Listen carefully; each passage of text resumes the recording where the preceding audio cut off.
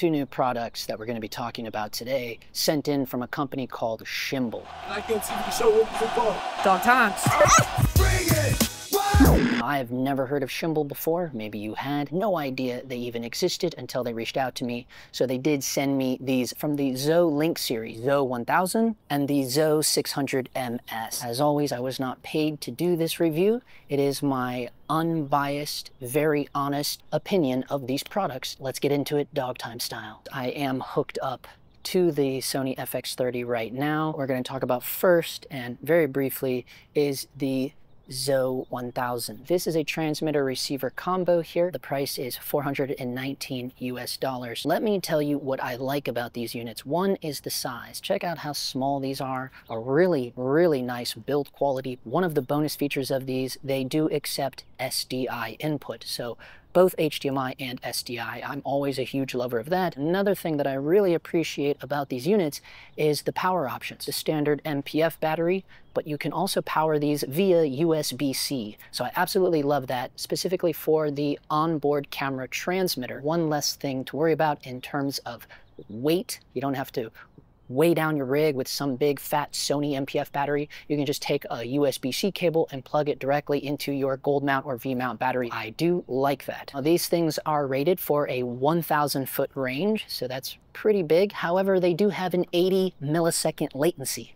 So we'll get into that very shortly. The one thing, if I could change something about these Zoe 1000s besides that 80 millisecond latency, again, we'll get into that, but I think I would opt for smaller antennas. You know, I like the little nubs specifically for the onboard camera transmitter because that's not in my way when I'm on the easy rig or handheld or something like that. Okay, let's jump to the highlight of the video, and that is the Zoe 600 MS. Right off the bat, this thing retails for $519 US.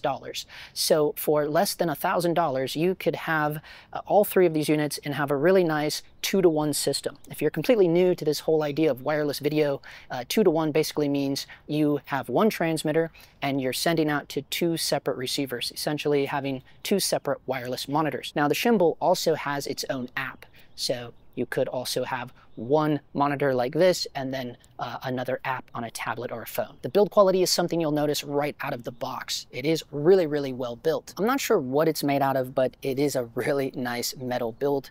It does have a built-in receiver, or also it can be used as a transmitter. So it can do either or, so that's really cool as well. It is a dual band, so it's both 2.4G and 5G, and it is able to send a signal up to 4 receivers, whether it be other Shimbol monitors or other Shimbol receivers hooked up to any brand of monitor you like, or the Shimbol app. It is 5.5 inches wide, and when you power it on and connect it to the transmitter, you can really see the beauty of what this monitor has to offer. It is an HDR monitor, 2,000 nits, and it has a 1200-to-1 contrast ratio. I mean, look at that image. I'm not just saying this to, you know, try to make Shimbol like me. I'm really impressed by this monitor. Keep in mind, this is a $500 monitor. But they didn't stop there.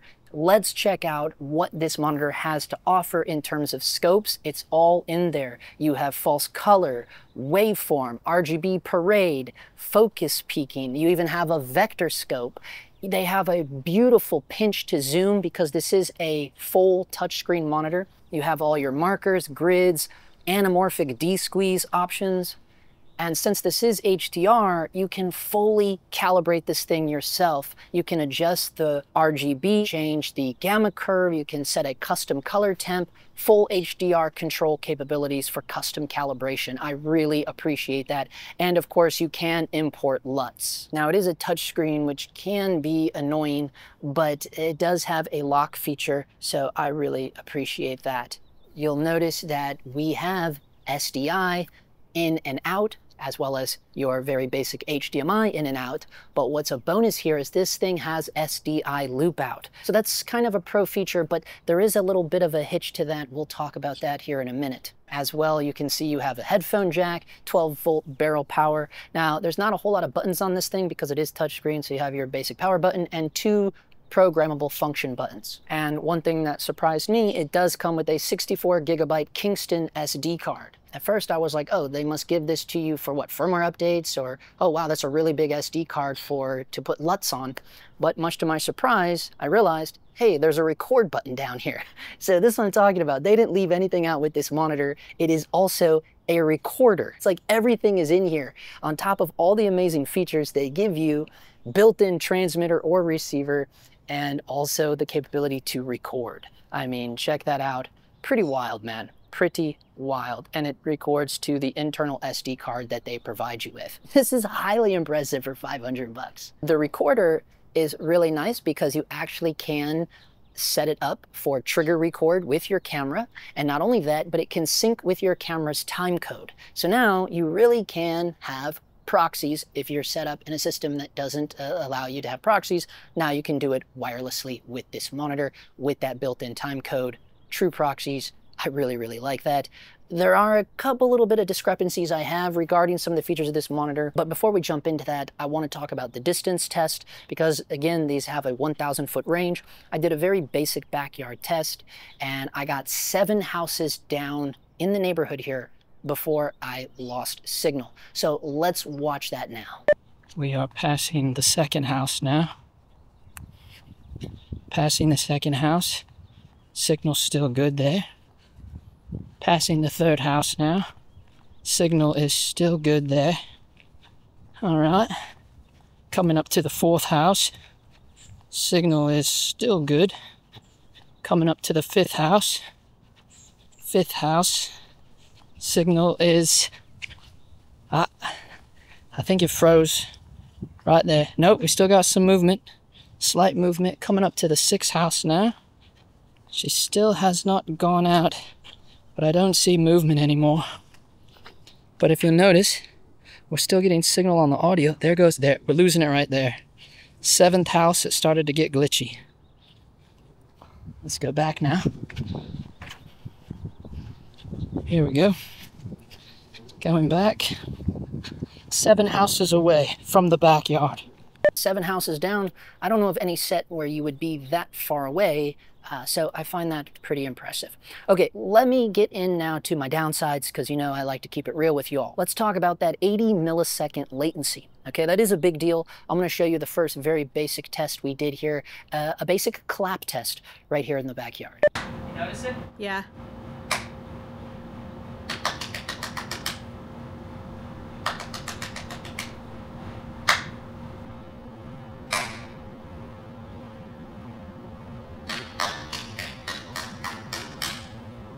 It's pretty noticeable, right? You may even be able to notice it right here. Let's see. So, you know, I'm watching it there. It's not too bad, but it's there. I wouldn't hand this off to a first AC and expect him to use it and come out with amazing results, right? I would never want to use these devices where critical focus is imperative and my first AC needs to rely on it to make sure that critical focus happens, right? So it's not going to be that high end of a professional tool. However, I do recommend it for a wireless client monitor, director's monitor, something like that. I actually did use it on a recent corporate shoot, right? And it has a beautiful image, HDR. It's 2000 nits. It's a decent size. You'll see how I rig it up. You know, the fact that it has the receiver built in, you don't really need a whole lot much else. So I get these little NPF to V-mount dummy adapters from FXL Ion, and then I use their little nano 98 watt-hour V-mount batteries, and that's the whole setup right there. You know, all you're missing is a little lanyard, maybe some side handles if you wanted to. I'll let you guys rig that out. But, you know, that's the beauty of it. Or you can simply just put it on a little tiny light stand like what I'm doing here and like what I did on that little corporate shoot. Your client's going to be very happy with that. There are some trip-ups about these monitors and the transmitter receivers, at least with these ZO 1000 transmitter receivers, and certainly with this ZO 600MS monitor.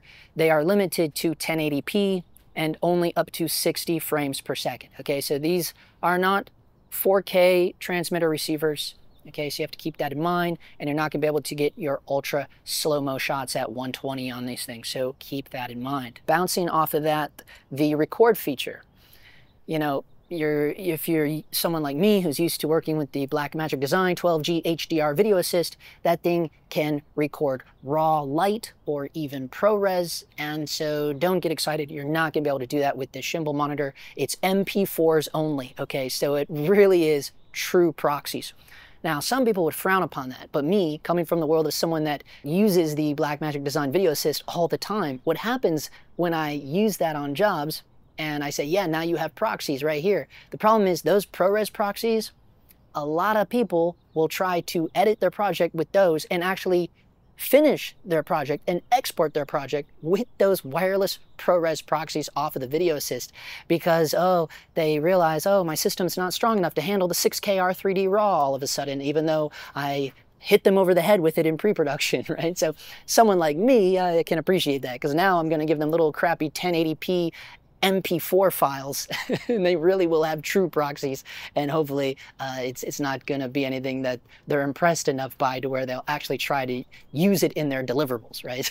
So someone like me, I love that, having true proxies now. But if you're someone that's hoping to rely on this for raw or ProRes, you know, something that you get out of an Atomos or a Blackmagic Design, yeah, no, you're not going to be able to do that with this monitor. Even though we do have SDI loop out on here, which I do appreciate, you're not able to do SDI loop out if you're using this thing as a transmitter. So at first you hear that and that's a bit of a bummer, but then once I started thinking about it, I'm like, well, that's fine. I don't need to do SDI loop out because the transmitter is built into the monitor, right? So I'm thinking of any time where I would have a monitor and a separate unit for a transmitter, I'd always have to run SDI out of the camera into the Vaxis and then SDI loop out of the Vaxis into the monitor, right? Well, you don't have to do any of that because this is all built in one. However, with that being said, when you're using it as a receiver, the SDI loop out does work, and that would make more sense in I would think, because now if you're like at a board and you need to connect to other monitors, or maybe you're, you know, daisy chaining over at Video Village or something like that, you'll have that option now. So it still will come in handy if you need it when you're in receiver mode. We'll show that lock option right there. See there, simple lock. I love that. You know, touchscreens can be annoying, so the fact that you can lock it, I really, really like that. They have this little guy right here. You can flip the image around quite nicely. And look at that. You have the ability to turn the SDI loop out on or off when you're in receiver mode. The one thing I didn't mention, the connectivity. These things connect automatically. And if they don't, it's simple to just go in here, not only on the monitor, but also on the units themselves, and remap, regroup the channel number and the group letter. You know, that's always nice to go in there and manually do that if you're fighting signals or something like that. One thing I will say out of user experience of using these units on a real world job, recently on the little corporate shoot that we did, I was using the Hollyland Lark 150, which is a 2-to-1 wireless lavalier system, a microphone system. I noticed that when the transmitter for the wireless lav was on top of the Sony, and then I had the Shimbol transmitter hooked up onto the same rig as well, there was some glitches happening over on the monitor, I noticed. So I think there was some signal interference going on between the Shimbol transmitter receivers and the Hollyland microphone transmitters. So just something to be aware of in that event. I guess I could have started going in there and changing the channel number and the group and all of that, but I just decided to put it somewhere else on my rig, and that seemed to be a faster fix than trying to change the channels and everything. Do I recommend it? I do, I actually do. Now again, I would recommend it for how I used it, right? A client monitor, your director monitor, something like that. What I would love to see in the future from our friends over at Shimbol is what if we made these units cost a little bit more money and we brought that latency down to 0 latency. Now you'd have me, right? If somehow these units could be 0 latency, I would be sold, right? And another thing is, if I would to be so bold, I would make all of these have much shorter antennas, little nubs. I'm a huge fan of the nub antennas. And so then I think that would bring these up a whole nother level, right? That's just my opinion though. But if you don't need that, right? If you don't need 0 latency, again, I'm only speaking if you wanted to use these for real professional tools, with your first AC pulling focus for you, right? If you don't have a first AC, there's lots of corporate jobs that I think you can relate to where you don't have a first AC, or if you do have an assistant, they're not really there pulling focus because, well, we're just using autofocus for these corporate interviews anyways, right? Maybe you're not, but I certainly am, right? So in that instance, it didn't matter. I don't need it, right? So in that case, it becomes a beautiful client reference monitor, and it did. If they could fix the latency issue, we would have a hell of a buy here. Again, if that's not a necessity for you or you don't operate like that, I would definitely check these out. Less than $1,000, a beautiful 2-to-1 system. That's gonna do it. Thanks as always, guys. We got through another one here. Shout out to Shimbol for allowing me to review these things and give my honest opinion on them. Let us know what you think down in the comments below. As always, I've left a link to the Shimbol Amazon store down in the description, and I encourage you to use those links because that really helps out the channel at no extra charge to anyone. Look at that. All right, we'll see you in the next one. Thank you. Thank you. Thank you. Ready? Mm-hmm. As soon as I plug this in, we'll get the signal. If I can get it to plug in. Here we go. All right. And it should connect on its own. Does it connect? There it goes. Sweet. Oh, did it go away? Mm-hmm. Oh no, why did it go away? There it goes. So at least we have it. And then, yeah, I should rig this a little better because this looks like dog shit, but